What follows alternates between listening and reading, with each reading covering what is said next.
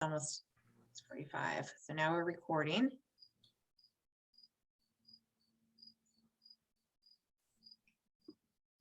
Where's Joe? He's in Maine, I think. We're in Maine.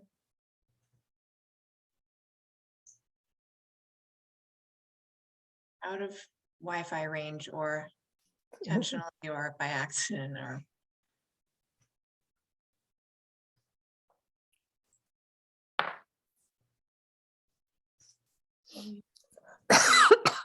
but everyone else I think is going to be here. So I guess at this point, we just need one more. Right.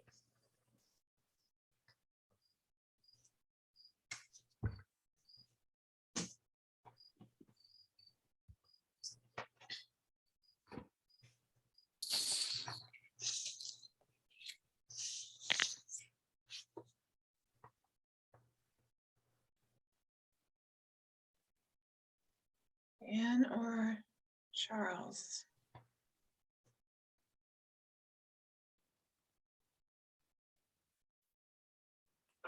Has there been any progress in getting a new member?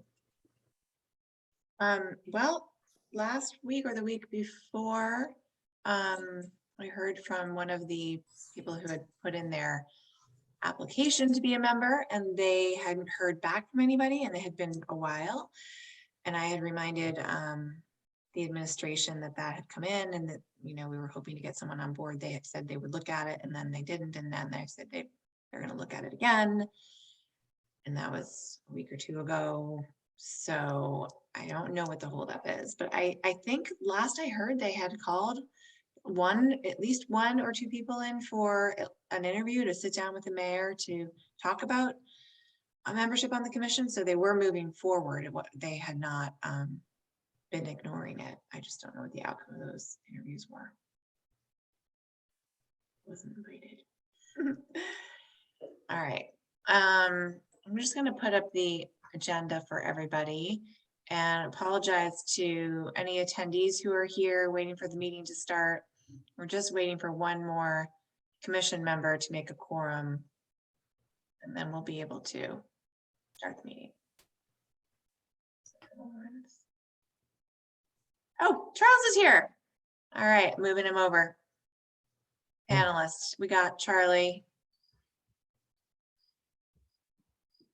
Hey, Charlie. Thank you.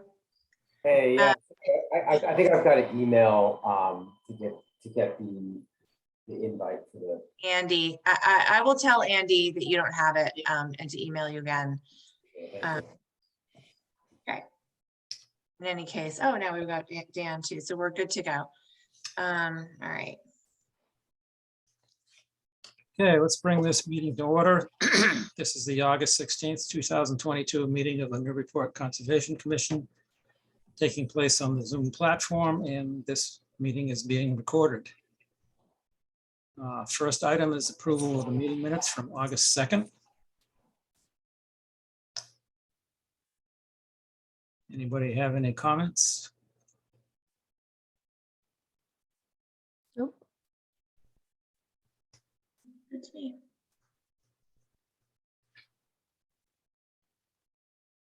Okay, can I get a motion?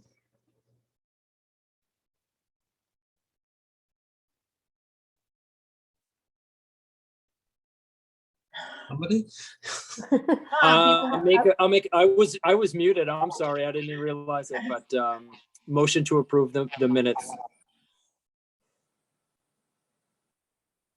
Get a second? Seconded. Okay, roll call. David Vine, I'm staying. I wasn't at the meeting. Carol Wagon, Stain, I wasn't at the meeting. Charles Olivesetti, Yes. Dan Warshaw, Yes. and I vote yes. Do we have to have a quorum in order to approve the minutes?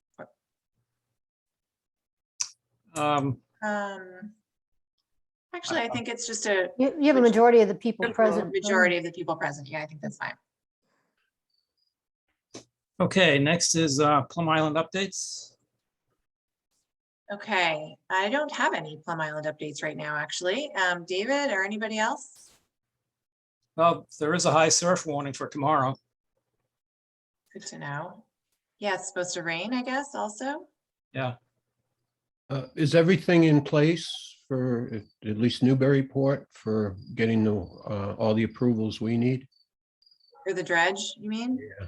Yeah, I believe everything's in place, ready to go. It was just a matter of Army Corps bringing the contractor on board, and I know that they did hire someone. I don't know who that is, and I don't have any other details. We haven't really heard from them. If they've conveyed information to the mayor's office, I haven't heard that yet. And there hasn't been an MRBA meeting, but I'm assuming, since I haven't heard anything, that that's good news and that everything's still on schedule for the fall.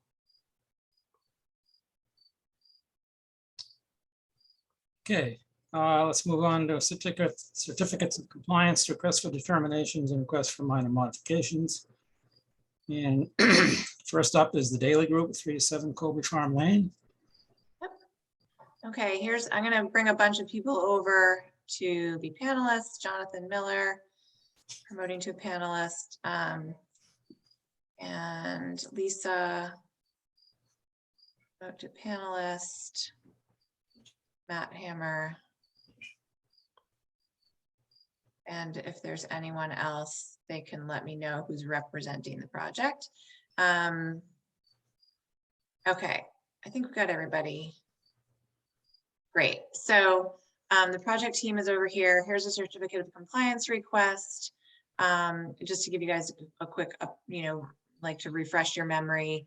This was the OSRD subdivision of 15 units on Colby Farm Lane, just at the corner of Low Street and Colby Farm Lane.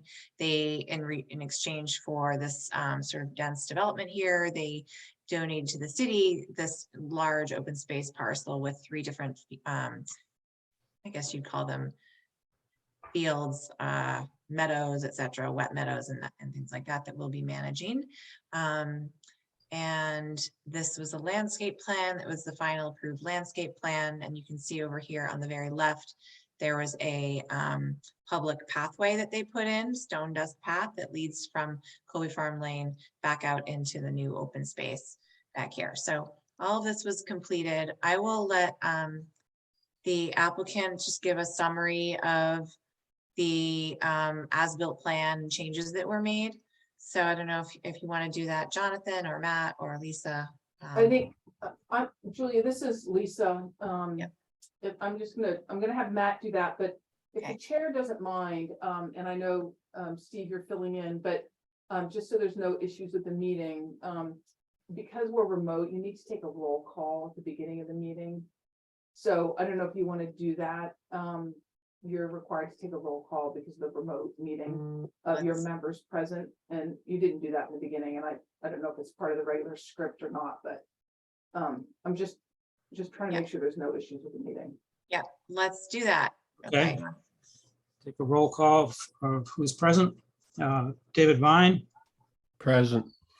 Carol Wagon, Present. Charles Lovacetti, Present. Dan Warshaw, Present. and I am present. Thank you very much, and so I'll turn it over to Matt for his review of the as-built. Good evening. My name is Matt Hammer with Lamplex Engineering and Surveying, and we've been retained as the project engineer on the property. We have conducted many inspections throughout the entire project. We've completed multiple as-bills for the development as well.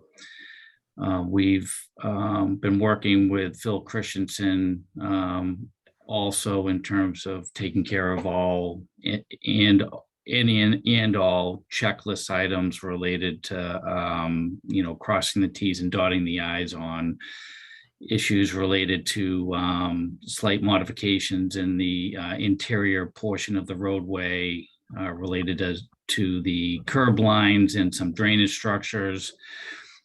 We now have a completed list of items that we've taken care of with the town in that regard.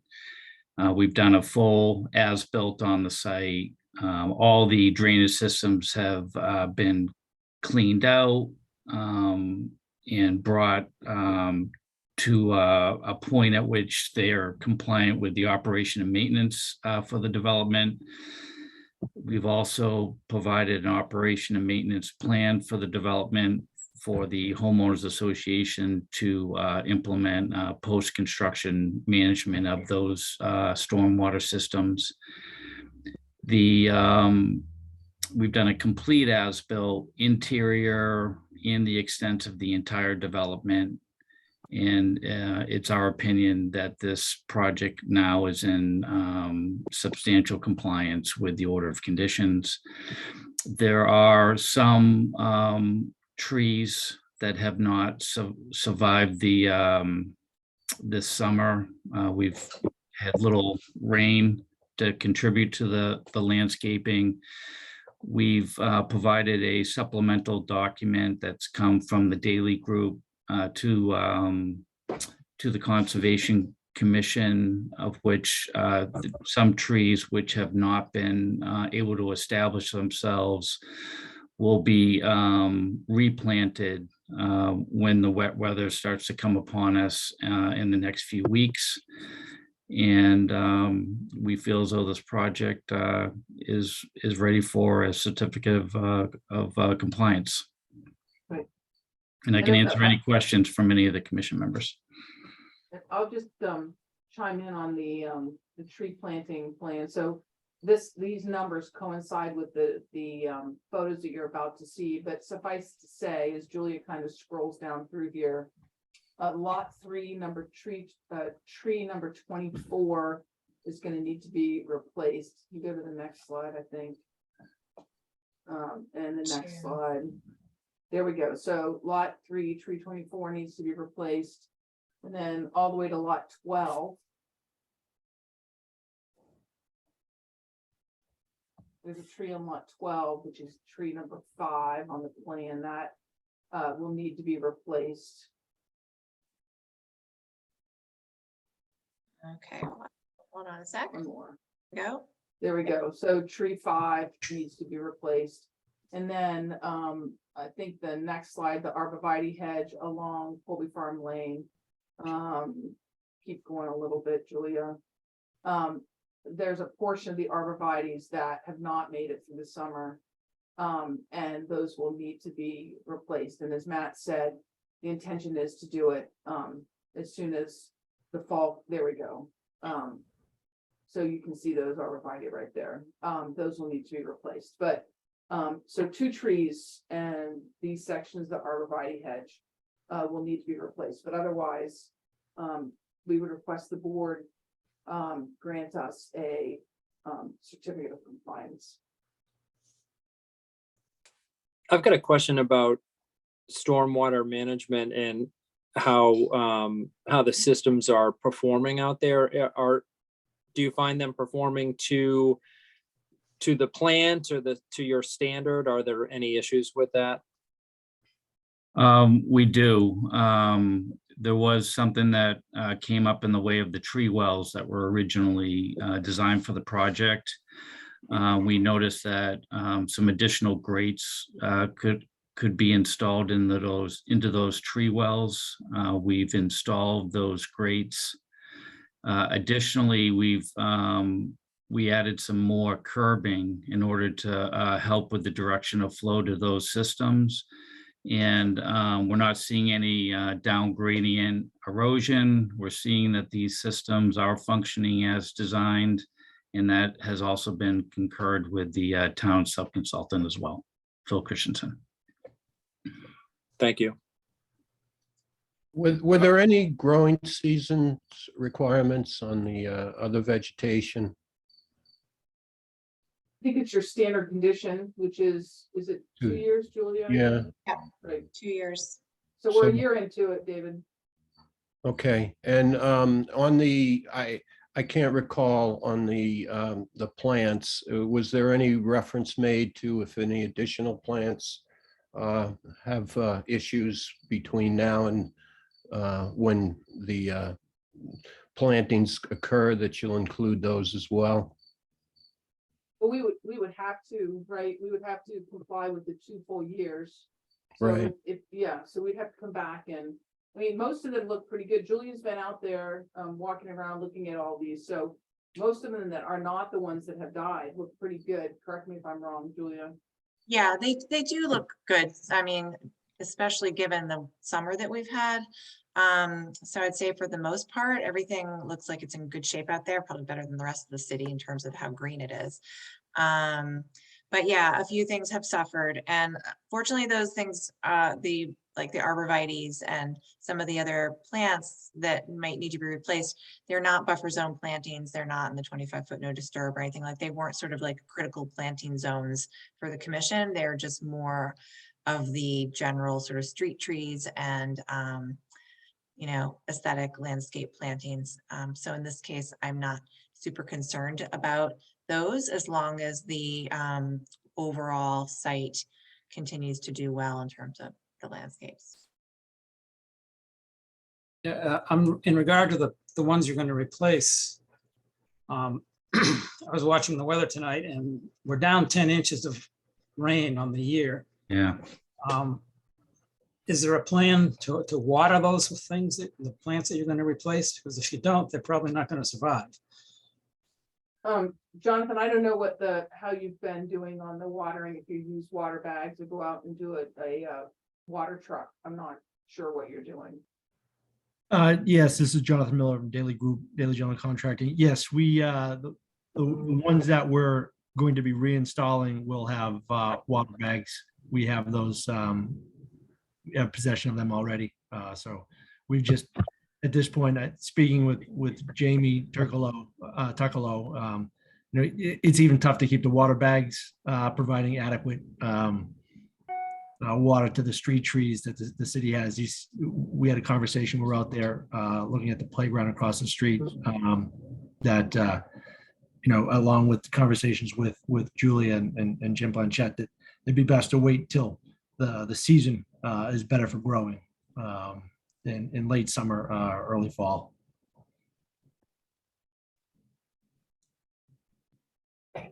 At our last meeting, there was one of the residents there wanted to put in a swimming pool or a plunge pool, I forget which it was. And there was another resident who spoke up questioning drainage. I guess she has a flooded basement on occasion that I don't know what the cause of that is. But is there a plan to fix that, or is it a real problem? So if I could, Mr. Vice Chair, I'll answer that question. There is a proposal which the city has related to regrading that lot to make sure that the water runs, sheds away from the basement. At this point, the applicant has not been able to get on the property. And given the nature of the relationship right now between the owner and the developer, I'd like not to make any further comments related to that. But there is a plan in front of the city to hopefully resolve the issue. Yes. Can we get a copy of that plan? Or was that submitted today? It was sent to you and Jennifer today by Jonathan, Julia. Okay, I don't think I got it. Maybe it went to Jennifer, or maybe I missed it. I apologize if I missed it, but in I any can case, resend that, but I sent it this afternoon, so I will resend that. no worries. Can you just like give me a quick, well, I don't, is there a Sure. reason why you can't talk about what's in there? Well, I'll tell you what's in that plan. I meant to go into any more detail about what's going on, but I'll certainly tell you. So the scope of the work is regrading lot 10 and or the adjacent property as it touches lot 10, 6, and 8 to confirm that the shedding is away from that property. It includes the removal of the rear steps, excavating in the backyard to make sure that the slopes are correct in the side yards, installing new footings at the deck and stairs, and installing roof drain diverter, and then grading, loam, seeding, restoring the existing landscaping. Okay, so that work would be done on the lot that's neighboring the one that is being. No, that work would be done on the lot in question. That is experiencing, the one that's Correct. experiencing a flooding. That's Okay, correct. And some of it necessarily touches the other two lots. got it. And what everybody has to remember, that this is not a condominium development. These are private ownership lots. So in Yep. order to do all of this, the developer needs permission to go on to the lots. Understood.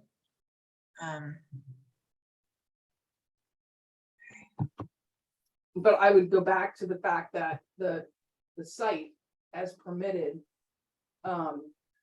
is functioning the way it was approved and permitted to be functioning.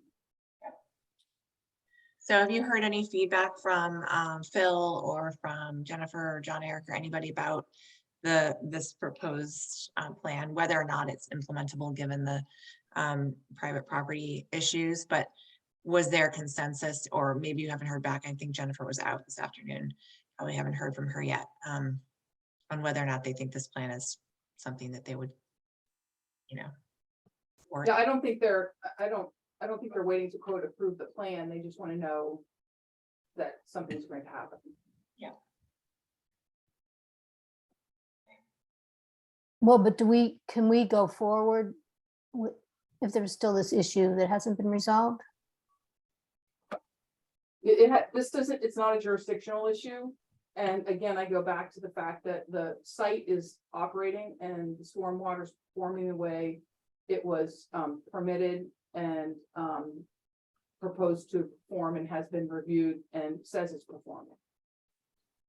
that's consistent with what Bill Christensen, the city's peer reviewer for the stormwater systems, has said as well. And just being out there, this particular stormwater issue is isolated to one lot and a little bit of the sort of surrounding area contributing, I guess. And that lot and those stormwater issues do not, and they're not in a resource area, they're not in the buffer zone, and they do not impact the overall function of the stormwater systems that were approved. So it is really an isolated issue. I just want to make sure that, there isn't something outstanding that the city is trying to resolve when we are going through the certificate of compliance process. But it's not really something the commission can hold up a certificate. Can we go any further on the certificate considering the two-year growing season? I think normally we've been doing partial. Yeah, I think a partial in this case to make sure the rest of the street trees and other plantings that were permitted as part of the project survive. Again, yeah, it's been like a really tough season for these, and luckily most of them have survived. But given that it's a 2-year monitoring period, you could do a partial certificate that would certify all of the structures and infrastructure and all of that, and just leave out the plantings for the remainder of that 2-year monitoring period. Would another alternative be to issue a certificate upon receipt of a $5,000 escrow amount to, secure the replanting of the trees and then the survival of the rest, since I don't think there's much question about the rest? Would that work? I would actually be in favor of that. I don't know how the commission would feel. We don't typically do that, but in this case, I'd be in favor of it because of the nature of this subdivision and all of the individual property owners, the fact that this is going to be handed over to the homeowners association, and it's difficult to get someone to ever come back to complete the certificate of compliance process after the developer is essentially done. So I would say that that's probably the best way to move forward. Makes the most sense in terms of just being able to follow through on it. Yeah, I think that would be a good idea. Yeah, so we would say something, we'd ask the board to consider issuing a certificate, allowing the administrator to issue the certificate of completion upon receipt of $5,000 security, check to go into escrow to assure the survival of the replanting of the trees that we've noted and the survival of the rest. Yeah, it'd be good to know what the estimated cost would be of those plantings, the ones that have to be done, that we know that have to be done. And then add on to that a contingency for any possible others that might have to be added to the list over the next year and a half or whatever. Yeah, I think that we can get that. I mean, it's 2 trees and Yeah. then those, maybe there's a half a Arborvitaes. dozen of Yeah. arborvitae. I think $5,000 is gonna be well in excess of what, of what you need for that, but Mhm. I think Jonathan can probably give you those numbers. Maybe we could just make a contingent on getting that estimate to me and approved, and then that we can take care of the escrow amount That'd be great. internally. Why don't we just say it'd be at least 5,000? Yeah. If estimates more than that, then we'll take. That makes sense. Okay, anybody else got anything? Okay, can I get a motion?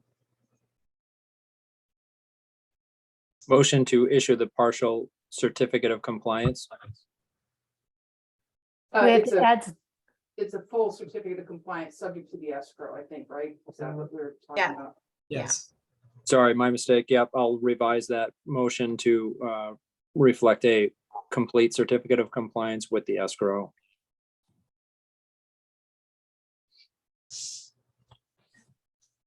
do we need to specify the amount of the escrow? Or is that going to be, I or would Julie, say are you going to determine that? of at least $5,000, depending on the exact amount, depending on estimate to be provided by the applicant. And that would be just not the cost of the trees, but including the labor to install them. Right. Can I get a second? I'll second. Roll call, David Vine, David, you're muted. Oh, yes. Carol Wagon, Yes. Charles Olivesetti, Yes. Dan Warshaw, Yes. and I vote yes. Thank you very much. Okay, talk to you Thank- soon. Thank you, Lisa. Thank you very much. Okay, next on the agenda is Warren Russo, 182 Northern Boulevard. Request for determination of applicability. Okay. Let me pull that up here. Okay, so I'm gonna find out, we've got the representative. All right, raise your hand. Is it Kevin? Kevin, let me see. Kevin, are you representing this project? Yes, I am. Can you hear me? Yes, okay, I'm gonna promote you to panelist. See how that works? Okay. And about then now? you- I can hear you. I'm Uh, promoting you can to you, panelist. I'm trying, I can't hear you guys, but I'm assuming you can hear me. Yes, we can um, hear you. Uh-oh, This is going to be tough. it's gonna be tough. Wait, I just promoted him to a panelist, so he should be over here now. Does this work better, Kevin? Can you hear us better now? I think so. I wonder what the problem is. bear with me. Okay, so, I can't hear you guys, but you can hear me. If I turn my phone on, it feeds back and it's blaring in my ear. So I'm just going to present. Warren Russo and his wife Pat have been living in town for 18 years. And they built several years ago, they built a 16-foot by 32-foot deck on the back of their house with the original intention of putting a sunroom on. And the area, the deck is 8 feet off the ground, and the majority of that deck is not used because of bugs and heat and wind and everything along those lines. So now they are able to put the sunroom on. They can afford to do that. The deck was overbuilt with the intention of putting it on. So all of the structural supports, all of the footings and everything are to size, to code, to support the weight of the sunroom. However, in designing the room, in the proposed sunroom is 12 by 1610. So Julia, yeah, there you go. Thank you. In the outside corner of the room, the outside left-hand corner of the room falls between two of the supports. And because of structural engineering, we're going to need to add a support underneath of that one corner. Other than that, the whole rest of the deck is fine the way it is. We're going to use one single helix screw that only disrupts 10 cups of soil per hole. So there will be virtually no excavating or digging or anything along those lines. They hired us because we build the rooms in our factory under controlled circumstances, and we deliver them and set them in place with a crane. So there won't be any heavy equipment working there or anything along those lines. We'll set it from the street. The house is surrounded by 2 streets and established neighbors. And so that's, we feel that granting this will not only be a nice addition to the area, but will have very little impact on the area. Underneath is sandy soil with crushed seashells. And is there another picture from a different angle? If you can go down to the engineering plan for a moment, Julia. Sure. Right. Which Up a little bit further. Keep going up further. A little bit more. is it the? I think I know. All right, right there. So this is the sunroom as proposed. It has a jog in it because of the stairs. At the top of the stairs, there has to be a room for the new entryway. And if you go to the slide just above it, that's going to be the new door into the back of the house. So this will be covering the existing back door. They'll come up to the top of the steps, open that door, and enter into the sunroom. And if you go down, I think it's to like 22 or 23, shows the room on the side of the house. Yeah. No, up. Sorry. No, go down a little bit further. Yeah.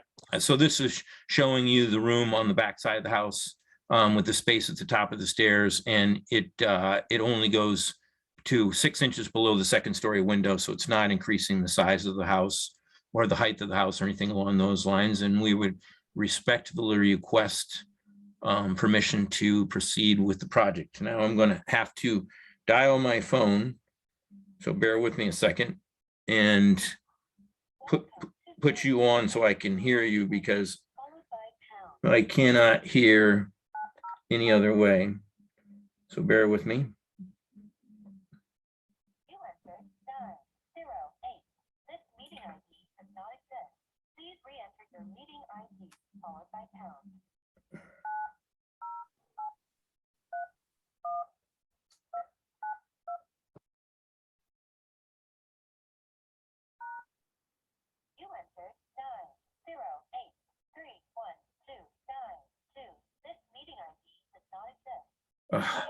I'm sorry, guys. I really apologize. I don't know what is going on with my speaker tonight. It normally never has a problem, and tonight it decides to go on the fritz.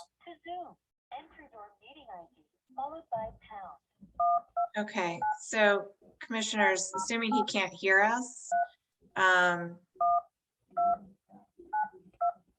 he'll keep trying, but want to discuss if you have any questions?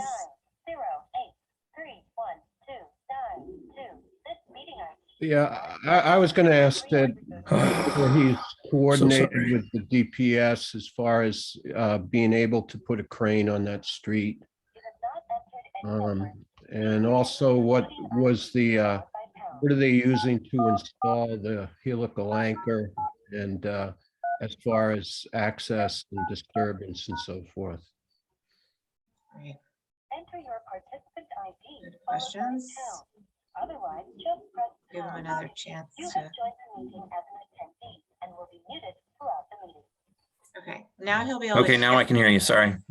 Okay, all right. Can you hear us?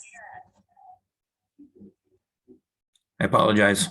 Okay, great. So David, you want to ask your question again? Yeah, just wanted to make sure that you've coordinated with DPS as far as being able to bring the crane on those streets. And also, how are you accessing the helic anchor, and is that going to cause any disturbance to the site to bring in a rig? Okay, so first let's start with the crane. So it's going to be just a truck crane. So it's a very, very small machine because we can pull right up in front of the driveway. So it's something that we've used up in that area many times before. It's not going to be a big deal. It's no bigger than a box truck. And as far as the helix screw machine, it's the size of a lawn tractor. So he has a trailer. He shows up and the machine rolls off the back of the trailer. It'll sink the helix screw in about 15, 20 minutes and then go right back on the trailer and be gone.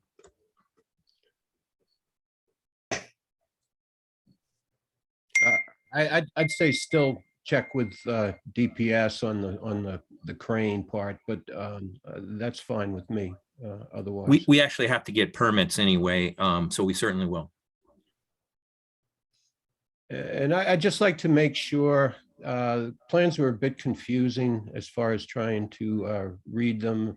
I can see from the pictures, it appears that you have a garage there, yet it says proposed garage. I just wanted to make sure everything, the only word that's wrong is proposed, the size and everything else, because I know the narrative doesn't speak about a garage, but I just wanted to clarify it. Yeah, the garage is existing. That plan was used a couple of years ago for the garage, and the building inspector said it was accurate, so I could reuse it for the filing. And we used it also for the zoning board, and they approved it. Okay.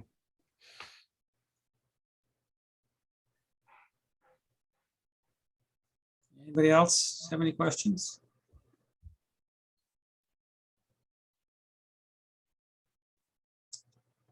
Okay, what do I want to do? Can we get a motion? Motion for a negative determination? Are there any conditions that anyone is proposing?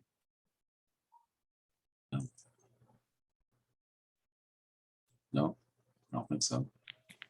I mean, the only thing I could think of is if anything's disturbed, but I think that's probably covered by other having a building permit and so forth. Oh, -2. Yeah. I get a second? I'll second the -2 determination. Okay, roll call. David Vine, Yes. Carol Wagon, Yes. Charles Alosetti, Yes. Dan Warshall, Yes. and I vote yes. Thank you very much. And again, sorry about the technical difficulties tonight. I really appreciate it. Good night. Thanks. Night. Night. All right. Okay, next we have Kim Roulet, 5 Helena Street, minor modification. Okay. Let me see if Kim is here. Yes, she is. I'm going to move Kim over to a panelist. Hopefully this works. Always takes a little minute or two. There she goes. Okay. So this is a request for minor modification for a project that in 2021 was approved for construction of an addition over an existing deck at a house at the end of Helena Street on Plum Island. That was approved and the work has been largely complete along with some landscaping, but the applicant now would like to sort of formalize the driveway area with additional gravel and crushed stone. Kim, do you want to give a brief sort of summary of, first let me pull up this was the approved site plan with the order of conditions. So here's the edge of the road. Helena Street sort of stops right here. Technically it goes further, but the paved portion of Helena Street stops. Here's the house. This was the existing wraparound deck, and they added an addition, a bedroom addition over that deck. And now they would like to this is looking at it from the opposite, sort of the opposite perspective, but this is again, the end of Helena Street, and here's where they currently park, but it's just weeds and gravel. So they kind of wanted to formalize that. And this is a picture. Kim, you want to just correct me if I was wrong on any of that? No, Julia, absolutely right. It's the only place I can park, so I would like to just formalize it and make it look nice. And you can see from the pictures, I'm not going to be doing any digging or anything. I'm just going to put the cobblestones in around the edge, and then I'm just going to put the crushed gray stone or blue stone down. Nothing other than that. Are you sticking to what's just on your property, or are you gonna do the end of the street too? No, just my property. Okay. I'd like to do the end of the street, just can't afford it.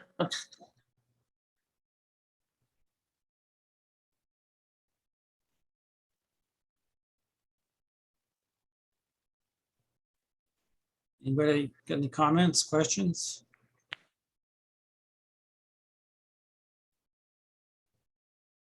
Okay. No issue.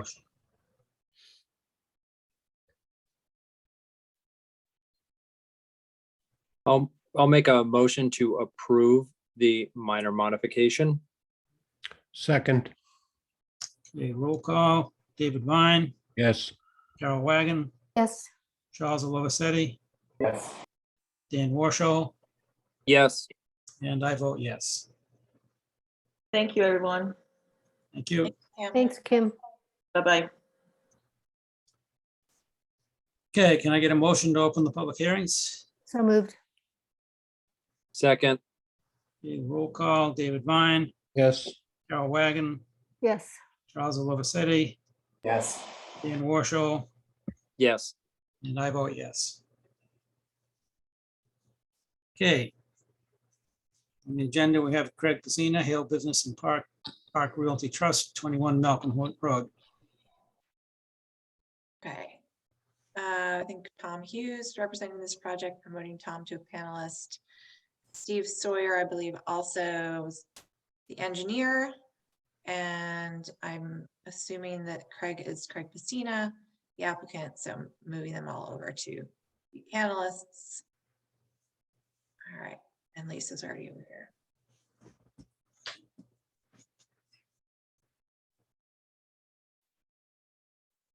If you have a presentation slide deck that you want to use rather than having me scroll through this, you're welcome to do that. Otherwise, I can certainly go through your notice of intent in the order you want me to. No, I'll pull something up. Did you get Steve Sawyer? I was out in the I process of did. transition. Okay, great. I did. Yep. All right, I think So- Lisa's gonna start and then. Yeah. So for the record, for the opening of the public hearing, Lisa Mead, Beat Teller and Costa, 30 Green Street, on behalf of the Hill Business Park Realty Trust, of which Craig Pacina is the principal. And of course, you've said Tom and Steve are both here with me this evening. For some of you, this is going to look familiar because we've been informally talking to the commission about this. And those who it's not, let me tell you, this is at the corner of Hale Street and Malcolm Point Drive. It does have a Malcolm Point Drive address. And it is a portion of a site that was previously developed. And this is actually a really good photo to start. So Charles, you weren't in on this earlier conversation, but this was a larger site that included that building up to the left of the little notch in the yellow outline. And that was carved off to be its own lot. And what you were left with is over 6.5 acres of empty property, much of which has some upland in the back with some interesting habitat. You can certainly access that upland by the adjacent parcel to make an enlarged lot on the adjacent parcel for further development if you wanted to. But the idea is that the proposal will be to put a small 2,800 square foot industrial building similar to the one next to it towards the front of the road, which would require a variance from the Zoning Board of Appeals. And then that would be placed upon just over 2 acres actually just over 1 acre, and then the remaining 5.425 acres would be conveyed to the Conservation Commission for open space purposes. And so I'm going to let Tom go through the details of the property, but I just wanted to give an overview of how it's proposed to be used. Thank you, Lisa. All right, let me share my screen. Sure. Can you, okay, there we go.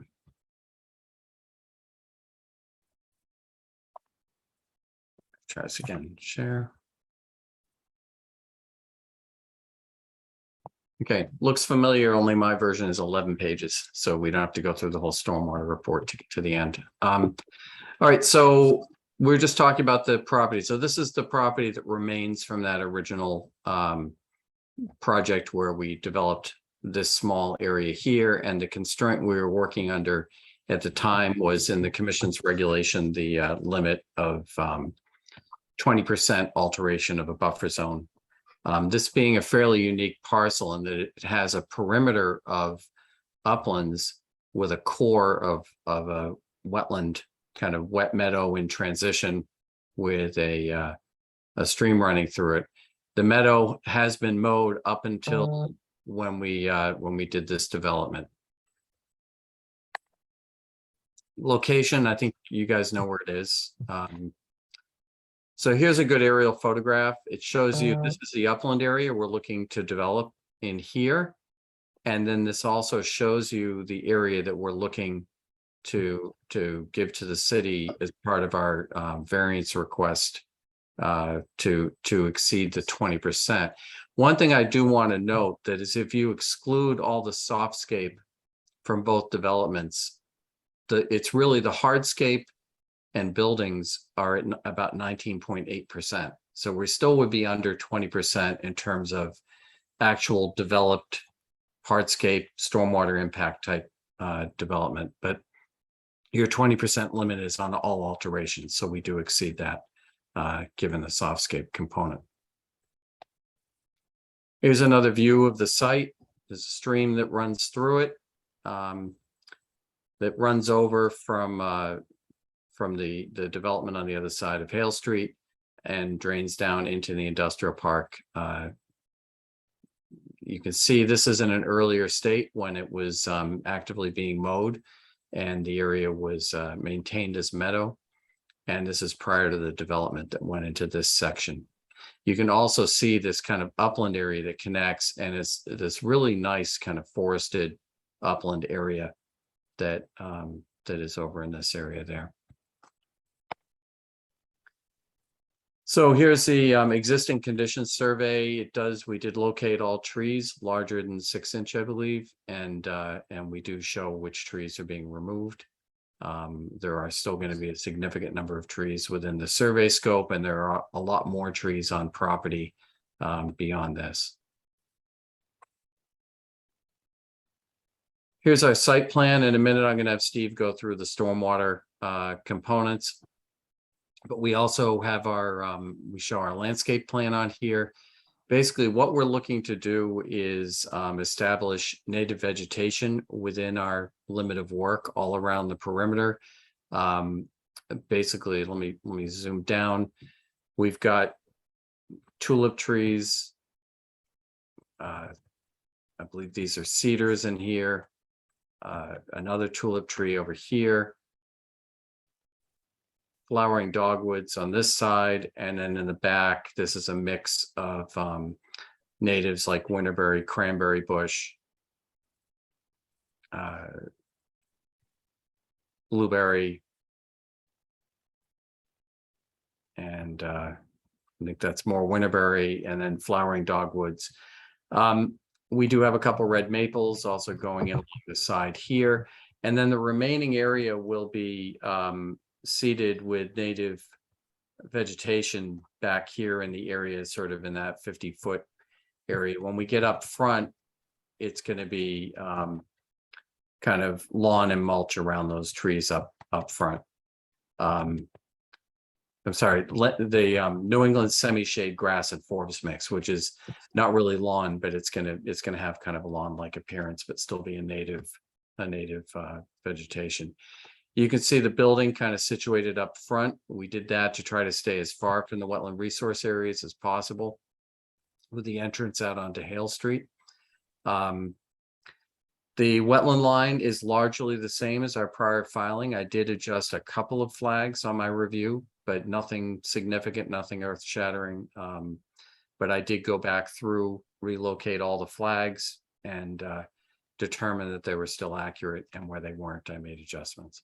So with that, I think what I'd like to have is Steve run through the stormwater and any kind of grading issues, et cetera. And Steve, just let me know what plan you want me to.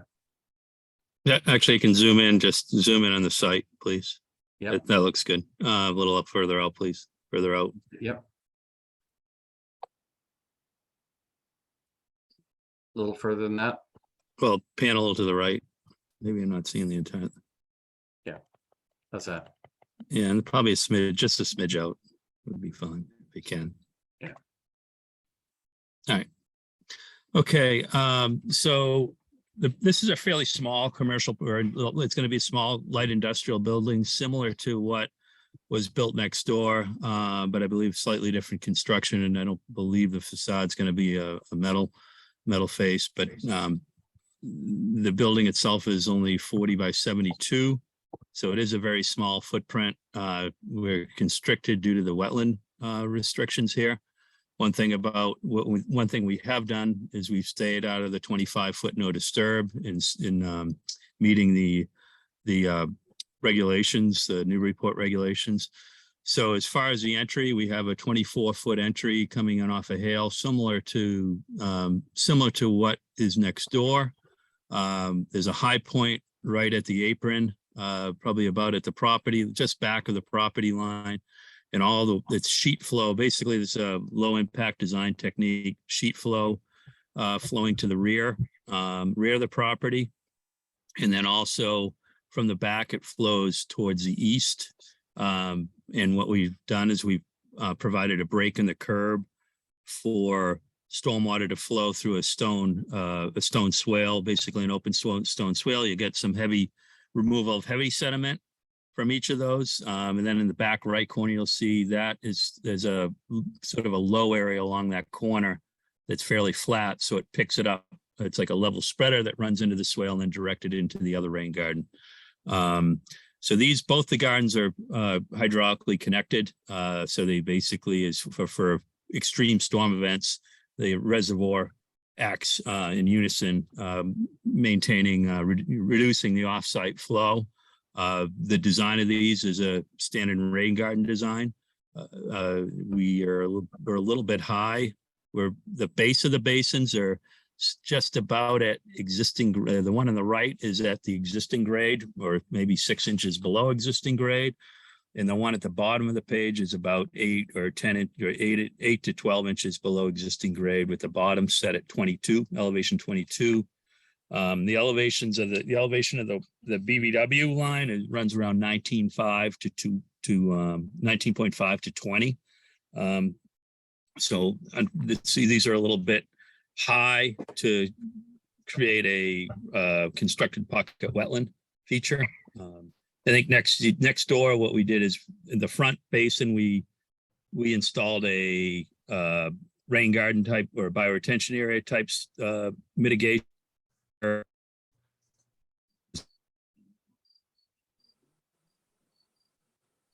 Constructed pocket wetland. This site, we're a little bit higher, particularly where the stormwater features are. So both would be we'd be looking at a low impact.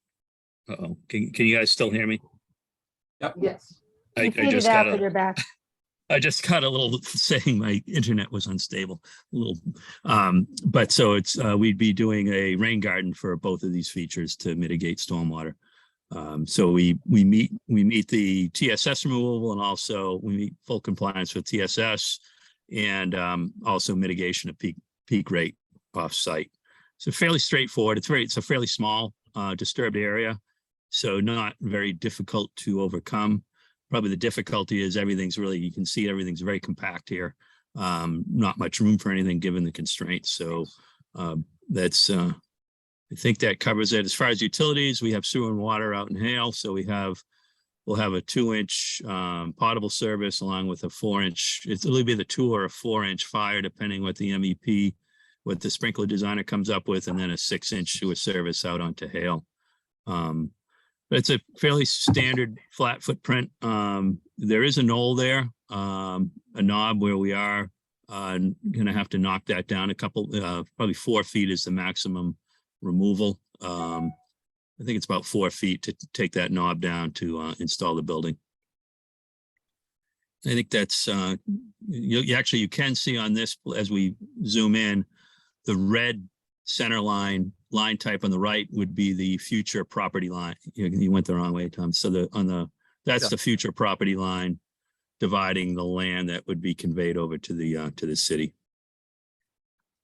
And that should cover it. And so eventually, actually, this eventually will need to go through site plan review. And with that, I'm sure we'll have a full peer review by Phil Christensen of the stormwater and any other engineering features on the property. I think you see that's actually a good segue. I just want to add something here before Tom continues on. So the other permits that are required, we're going to need a variance for the front yard setback from the ZBA, and then of course we'd have to go through site plan review. We wanted to start with the Conservation Commission, given our prior conversations, and before we went through that entire process, make sure that the commission was still on board and us moving forward with the proposal. So I know that you don't have the DEP number yet anyway. Obviously, we would need to continue it, but we do want to get a pretty solid read from the commission prior to leaving tonight before we make those filings. So with that, Tom, I'll turn it back over to you so you can keep going. Yep, okay, there's not a lot more, just, the rest of the plan set. This is a soils map, Steve's engineering analysis of the site and stormwater flows. I want to show you, this is the draft A&R plan that we prepared that shows the future lot line and the property that would be conveyed to the city. So Do you want to go over the variance request, Tom? yeah, so in terms of the variance request, there's a few things for the commission to consider. One is the fact that what we're looking to do with respect to this large piece of property, even with consideration of the prior development, is still fairly modest given the size of the overall parcel. This is a unique property that has sort of wetlands in the core and then uplands at the perimeter. Normally, it's kind of the other way around, right? You've got sort of wetlands at one end or wetlands in the back, wetlands in the front or on the side. But in this case, it's just kind of a funny configuration. And yet our total hardscape is still less than 20% of the buffer zone. And the buffer zone is just a fraction of the overall site. So it's still a very small development when combined with this one for the overall site. The other thing is that this upland is really gorgeous upland. It's an area with just an open canopy, large diameter pine, really pretty, and it connects directly to the uplands on the adjacent property. And absent doing something modest here, then, when the owner is looking at what to do with this property, the next best thing is to, reach out to the current or future owners of this property and see if they're interested in it. And I think that protecting this has a lot of good value. One is the commission would have the opportunity to decide if they want to maintain this as meadow and kind of, secession has started again because we haven't mowed it for the last 3 or 4 years, but it's still within a window where I think it would be legitimate for the commission to want to mow it, turn it back to meadow habitat. This area does also have a nice flat area that is adjacent to this stream. So in the event we had a real large rainstorm, either now or with climate change, it provides additional flood storage that would be on property under the control of the city. It's nice habitat, both for songbirds for mammals, everything from deer to small mammals to raptors. It's just a nice piece, and it's in a place where, you know, I think the city could use to preserve some open space like this, and I think it's got significant value. And what we're looking to do is just develop a small portion of it, you know, that's consistent with the zoning, even though we do need to get a variance for that setback. Could you show on this picture the land that you're planning to convey to the city? Because it's confusing to me from the one picture to the next one. Right. Okay. Okay. So let me just to make sure I get it accurate. I just want to look at the A&R plan at where this jog is, and then I'll flip right back to this picture. Give me a second. Okay. So the jog is right here. So we're coming off the bottom of that jog over and down. So now they're at a different orientation, which is probably part of the confusion there. Yeah, it's hard to go from Yeah. one thing to the next. So basically we would be coming straight across and somewhere about here running down, so that you get kind of a narrow strip along Malcolm Hoyt here, and then over here, and basically everything in here. Oh, the uplands that you were talking about before are part So- of the oh, yes, property the- that would be conveyed? Right. So we would be conveying, and this is very approximate, okay? No, that's okay. I just wanted to get a sense from, Something along the lines of this. It's over 5.425 acres that would be conveyed to the city. So that green area right there, which includes this big upland area, which by the way, I think is probably bigger than the area we're looking to develop substantially. It certainly appears that way yeah, in this. So, Tom, from the property line over to Malcolm Hoyt Drive, is Yeah, that the city's right of way from Malcolm Hoyt? yeah, I think that's a 60-foot right of way. Yeah, they're big enough to land airplanes on out in the industrial park. They're big Yeah. right away. They're very big right It's away. funny, actually, on the assessors, that scales to 100 feet. But I don't know that's 100-foot right away, but it's a very significant right of way. So that's already city land. I believe so. Yeah. And So what about that that any one? access would be along that way, or, because it seems a little confusing when it makes the turn, whether there were other properties. Yeah, there's this piece of property, which I think is privately owned in here, this wedge that comes in.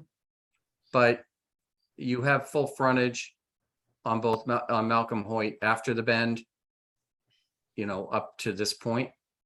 And then it looks like the right of way kind of gets narrow here and then widens out a bit.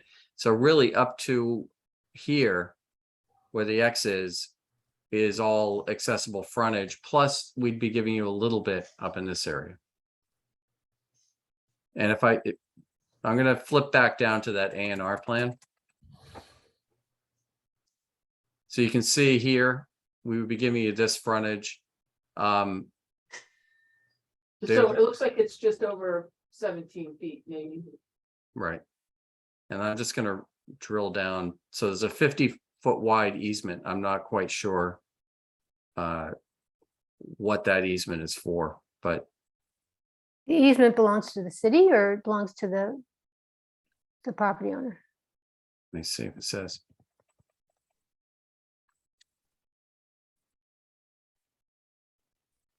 It's either way, the city would end up with it. Sounds like. Right, either way. Yeah, I sus- we'll have to let you know what it may be a drainage easement. Is what I would suspect. There are a bunch of drainage easements out in the industrial park, but I don't know for sure.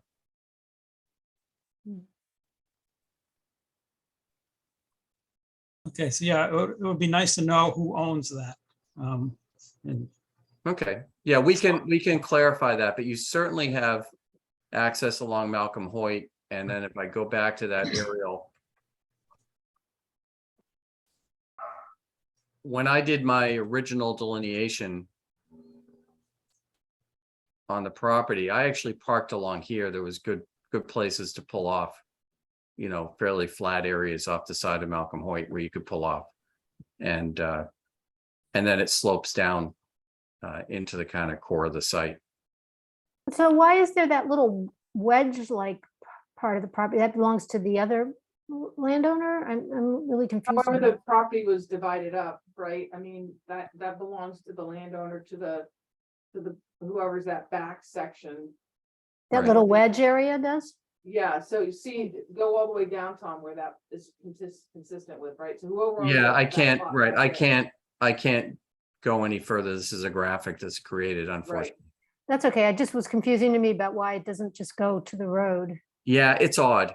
It's odd. I mean, it may be good because there might actually be an upland route through here that would have made this the more attractive development, opportunity. So it may actually be, it may actually be good for the sake of this upland area here, that there was no easy way in that way. But So that, where on this aerial is that easement? I guess that's So, not. where- yeah, so this is assessor's lines, and obviously Everett Chandler is a surveyor on this, does a lot more research, and what he draws are actually accurate depictions of all those elements. I can't say except that they appear to be in this area, and I've seen the other easements I've seen on my projects in the industrial park have typically been for utilities or more usually for drainage, but we can certainly provide you with more information on those easements at the next hearing. Yeah, I just want to interject. We got a call from someone today in the office who is in a butter, got an abutter notification and had some concerns about an easement. I don't know, I don't have any details on whether it was his or her easement through this area or another area, but regardless, I just want to let that person know, if they're listening, that because this will go to site plan review and through zoning, et cetera, that those issues will be addressed. Those are less of Conservation Commission issues than they are of other jurisdictions. So just to put that person's concerns at ease, they'll have other opportunities for public comment on this. And I would just say about the easements, regardless, they run with the land, right? So if somebody else, I mean, we'll find out what they are, who has the right to the easements for sure, but obviously they're imposed upon what this would be called the servient parcel, right? So somebody has a right to them and we can't interfere with whatever that right is, but we'll find out for you nonetheless. Right. And we're not proposing any alteration of the land. We're just proposing to convey ownership to the city. And I mean, if anything, that would take any private owner's desire to interfere with an easement sort of off the table. So I would think it might be more reassuring to somebody who's got a right there. But regardless, I do think that from the point of view of the regulations, that 20% on this particular site is fairly burdensome. And I think we've got a really good offer to the city to allow us to do a little bit more development there. We still keep our total hardscape under the 20% of the buffer. And we convey, I think, a nice piece of land to the city. And, and it protects it under current regulations, but it also protects it under any potential changes in the future that none of us can envision what they might be. And it gives the city another potential tool in the tool belt as we have to deal with resiliency and all that to have a, close to 5 acre parcel out here that, isn't an area that even historically, we all know the industrial park and the Hale Street area has had some issues with water. So, I mean, I think it's a great spot for the city to acquire a piece like this. Tom, can you speak to any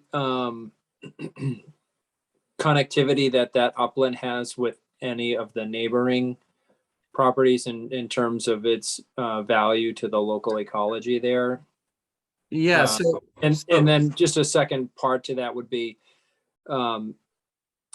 is there access to that upland for members of the public if they were to park somewhere along there, if there was a parking area established, to just get in there, walk around, take a look and enjoy that upland, that part of the property?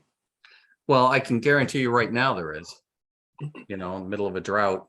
It's no problem walking through there. This is a relatively dry, wet meadow.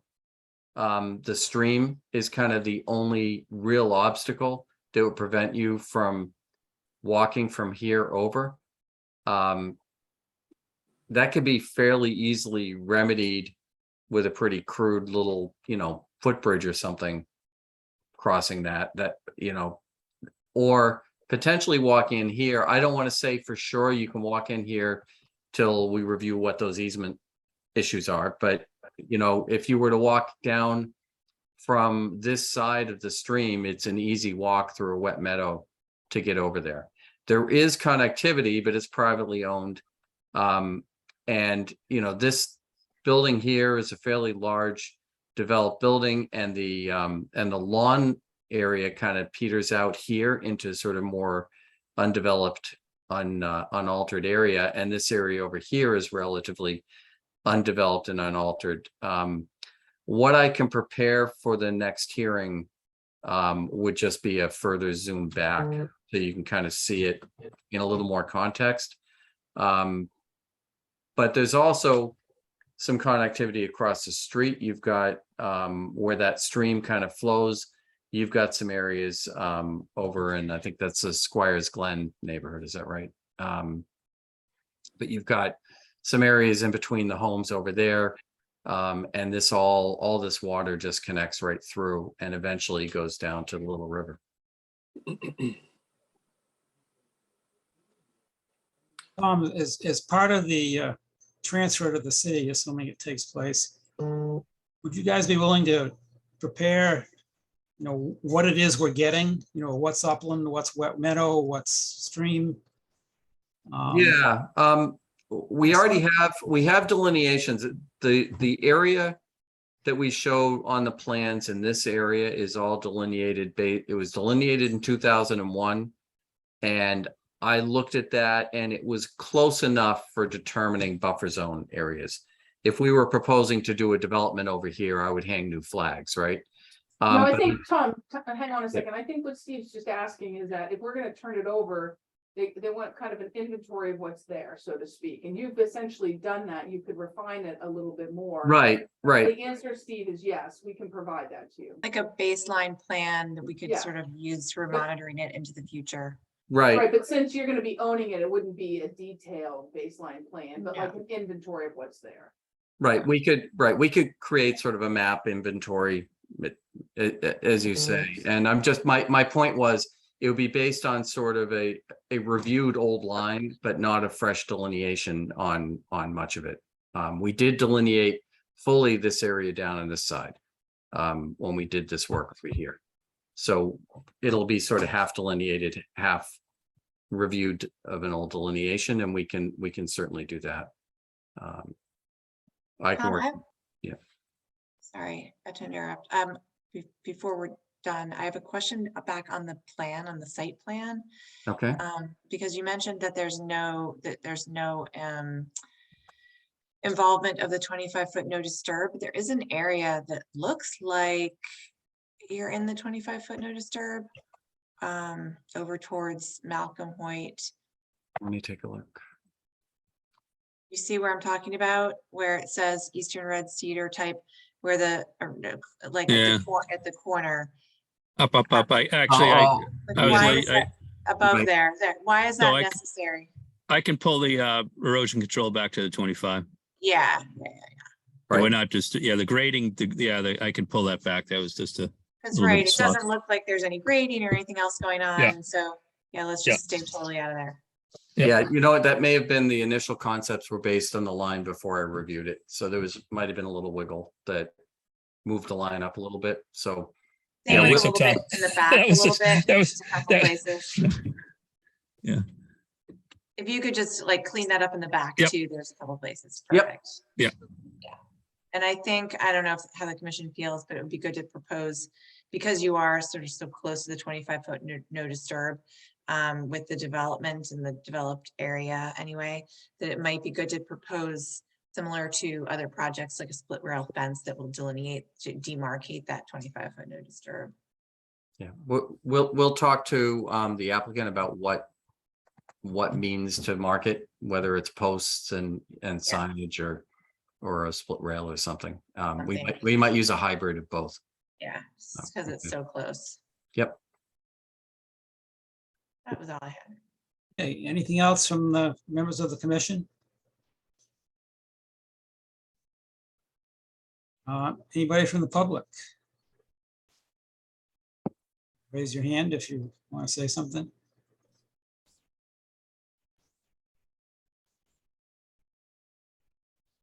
I don't see anybody raising their hand.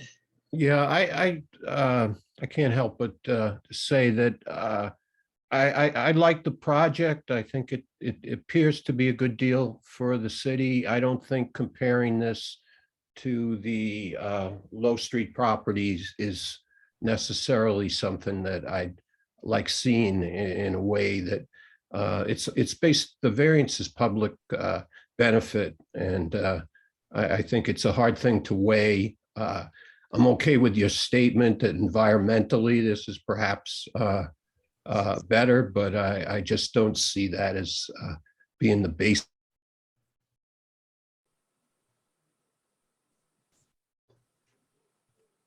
David, I think you froze. We lost Oh. the last part of your, I didn't hear the last part. Maybe others did.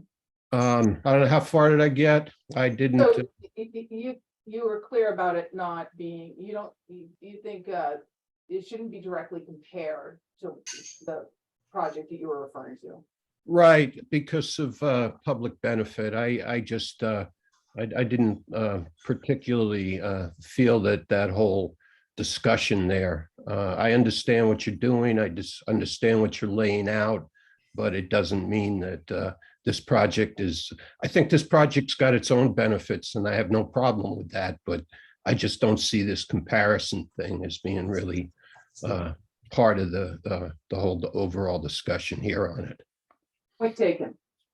Yeah, I mean, I would agree to that, David. I think that this does have public benefit on its own in terms of preserving the property, preserving some upland, and giving the city a valuable tool, in my mind, for future ability to react to resiliency and climate change, and just and protecting the environment, which I think is obviously a public benefit. You guys wouldn't all be sitting on the commission if protecting the environment wasn't a public benefit. No, I totally agree that this has got a lot of benefit. I just don't see bringing the other one into the play here as being a part of this project. Understood. Okay, I guess we need to continue. I would, Is anybody else interested in heading out there and taking a look around? Yeah, I would. Good idea. I'd like to see it. I'd like to take a walk around there if Tom, if you don't mind Yeah. giving us a little tour at some point. Right. No, absolutely. And I think I can check with our client. We may be able to easily access that upland area through the already developed portion of the property, because there's just a short crossing of sort of a wetland drainage area that comes over from the neighboring property that separates out the two upland areas on that side. So why don't we look, should we try to schedule something now, or do you want me to schedule it with Julia and then we'll kind of agree on a time and a place to meet? I think it'd be helpful to schedule it now with at least the people we've got here, and then if we even came up with like 2 possible times, then I could shoot that out to Joe. Okay. Well, it's supposed to rain, so maybe we'll get a better sense of how wet it is. I could do either sometime on Friday or Tuesday or Wednesday of next week. I'd be better with Tuesday or Wednesday.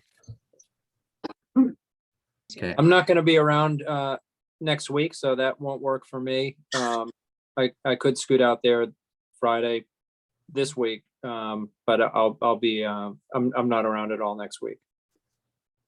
Our next meeting actually isn't scheduled until September 6th. So there is some time to get out there, and even the September 6th meeting, I think, is questionable right now because of it being election day.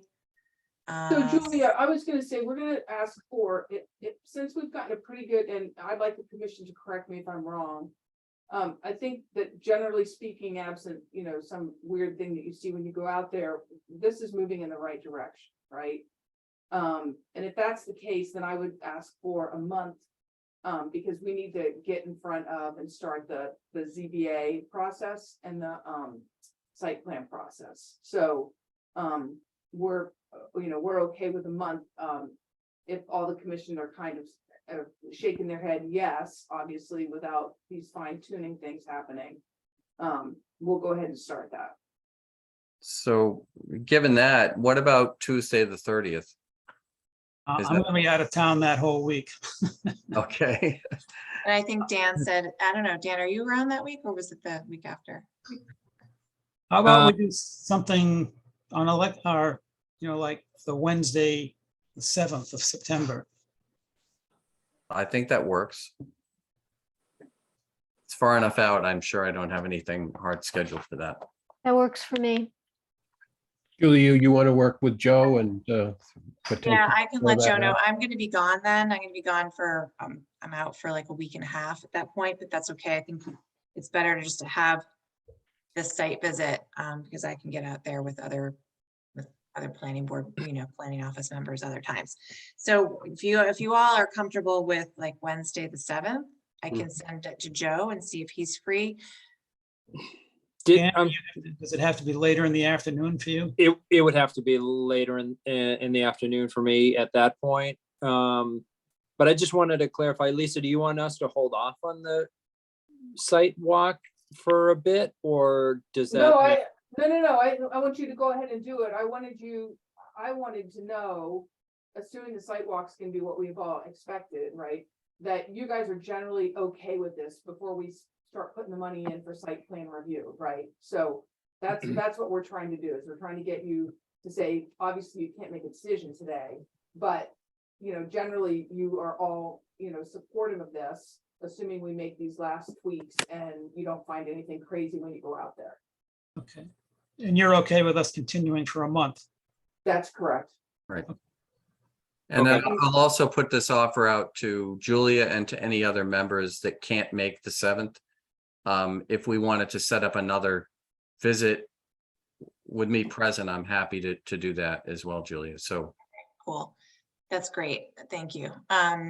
So, Dan, would 4 o'clock work for you? Or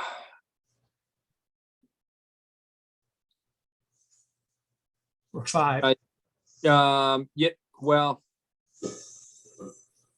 I don't know. Wednesdays aren't great days for me anyway.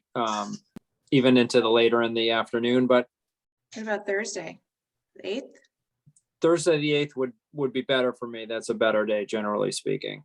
Okay. I mean, I don't want to, muck up the plans too much, but yeah, I may have a hearing in Boston that night. So doing 5 o'clock pushes it. They start at 6. So so Thursday would be better if we're going to be talking about late in the day. I mean, Wednesday. No, if we're doing late in the day on Wednesday, that's going to push up against my Boston hearing potentially. Thursday might be better for you as well as Dan. So what about Yes. David, Stephen, Carol? Yeah, Thursday's okay. Yeah, Thursday's good. So what time do we think? 5? 4:30?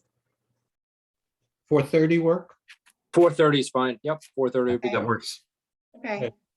I'll let Joe know about that. That's great. And the next meeting we would have this on the agenda unless something changes, would be the 20th of September.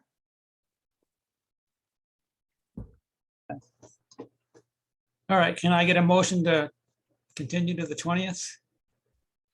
So moved. Second, Okay, roll call. David Vine, Yes. Carol Wagon, Yes, Charles Olovisetti, Yes. Dan Warshaw, yes. and I vote yes. Thank you very much. thank you. All right, can I get a motion to close the public hearings? So Thank moved. you. Second, Okay, all in favor, David Vine, Yes. Carol Wagon, Yes, Charles Olovisetti, Yes. Dan Warshaw, yes. and I vote yes. Okay. Anything else? Oh. All that- We need to talk about the next meeting, that's all. Oh, yeah. Well, given that we just continued this, and there was only one other thing on the agenda for that meeting, which is what, a certificate of compliance for something the city was doing. We skip it. Given that it's election day, I think we could skip it. The agenda item that we have on for September 6th right now, the only thing we have on, I believe, I'm gonna double check this tomorrow, but I think it's just the Fuller Field Certificate of Compliance. And so that's not a time sensitive matter for the city, so I'm sure that they'd be fine with pushing that to the 20th. I'll I have to check. propose we skip it. I know Joe is not particularly fond of meetings on election days, so makes sense to me with so little on the agenda. Let's just skip it. Yeah, Okay, I guess sounds good. we probably ought to vote on that. So if I can get a motion, Motion to skip it. Second, okay. David Vine, Yes. Carol Wagon, yes, Charles Olovisetti, Yes. Dan Warshaw, yes. and I vote yes.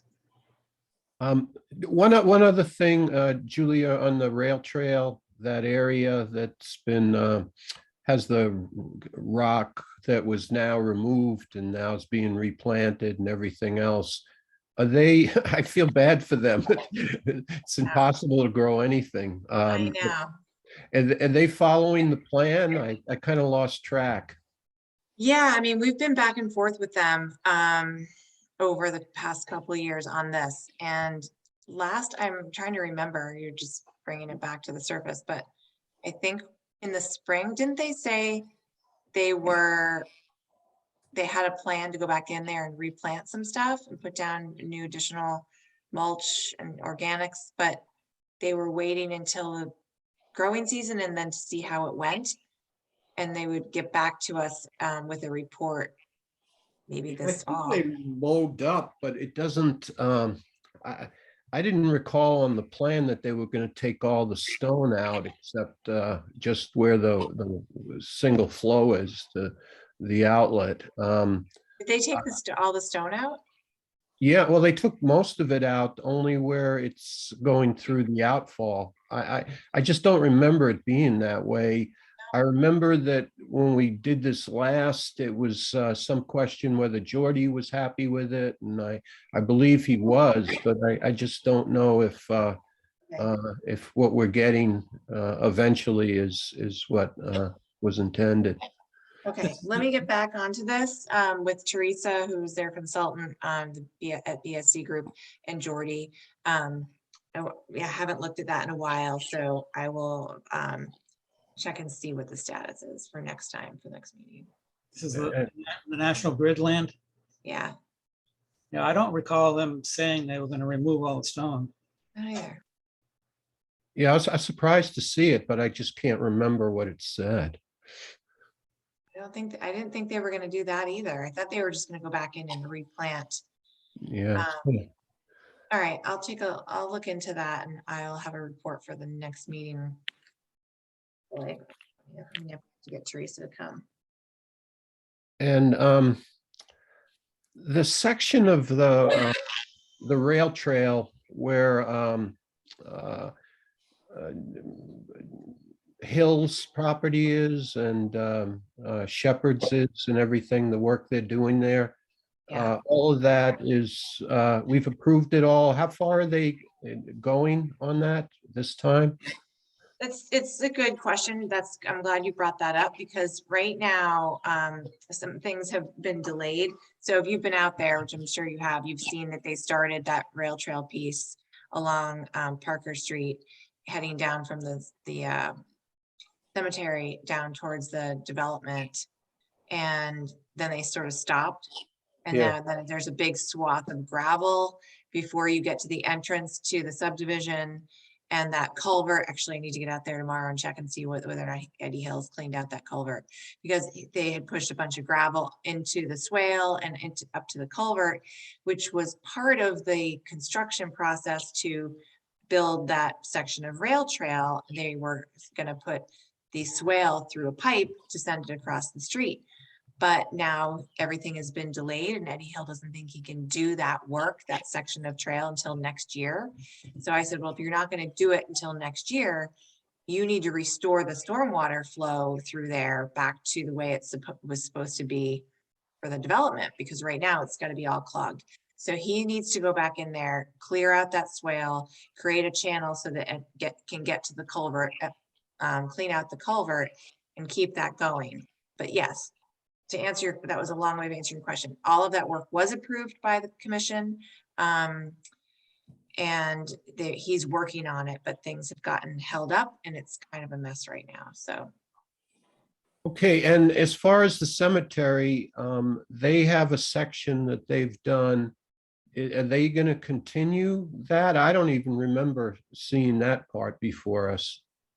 Within the cemetery or along Parker Street? Along Parker Street where the cemetery is. Yep, that is part of the city's project. That is part of this extension. Rail trail And extension. that's all come That before us. was Newbury there. Yeah, that's actually, that piece might not have come before us. Yeah, Yeah, I bet that's what it is. exactly. But I did see something in the paper, and it was quite a while ago, that they were entertaining actually doing something. Hmm. So, Newbury, yeah, that would be good. Yeah, it's getting down to just a couple pieces now. Well, maybe an update next meeting. It's fine. Yep. Okay. Julia, did you mention something about a certificate of compliance for the flowering pond out in Maudsley? They have, now this is another thing that like, I'm trying to like dig it out of my brain. It's mostly done, right? I went by there, I was out there last week. Yeah, it looks like it looks done to me. There's the water's filled all the way. It looks like it's all the way back up to its normal depth, height. And it seems like it's pretty much wrapped up. And the dam looks good. I haven't been out there. It does. It's different. So you have to kind of get used to it. You know, and you know, as things grow in, it'll look more natural but yeah, it looks pretty good. I was just on my bike and just kind of cruising, so I didn't really spend too much time looking at it. But there are two really nice benches that they put in that look to be indestructible. Yeah, they look good. It certainly is a safer traverse across the dam now. It's definitely safer for sure. Good. And they did they uncovered the millstone and it's displayed. So that's kind of nice too. Nice. Yeah, that all sounds good. I'm glad to hear that you guys have been out there and seen it. And I have spoken with their consultant on the phone about the turtles and the sort of wildlife movement element of it. They put together a report on that. But I have not heard from them yet about a certificate of compliance. It could be that they're just tying up loose ends before they get to that piece of it. I'll check in with them and see where they are and go out and take a look too. Yeah, no hurry. I just had been out there and I thought it came up briefly at our last meeting, as I recall. I think there was a wildlife report that Julia circulated. That's what it was. Yeah, they had submitted that to me. I circulated it through you guys. But so they were just doing that documentation, that sort of post-project documentation of everything that they found in terms of the wildlife monitoring, but I hadn't heard from them on the COC yet. I can attest that the snapping turtles seem to have survived with flying colors. Oh, good. That's good. Did you have a close encounter? No, but if you stop on the bridge there and look over, you'll see them. There's half a dozen of them there floating around. Oh, cool. Good. That's really good to know. Julia, one thing that happened, I'd missed the last meeting. I tried to listen to it online, and I don't know. I didn't check it today, but I think as of yesterday, it hadn't been posted. There was no real, yeah. I don't know who puts those up, but it you might just check on that. I will. Andy actually gets a notification when the recording is complete through Zoom. He gets the notification from Zoom. He sends it to me and to Diane Bovair, who's our office manager, and Diane posts it. And I just sort of like save it or whatever. So it could be that she was out on vacation and just didn't post it. I'll just check with her and make sure that that gets up there. So it was the last meeting. So that was the August 2nd meeting. Right. Yep.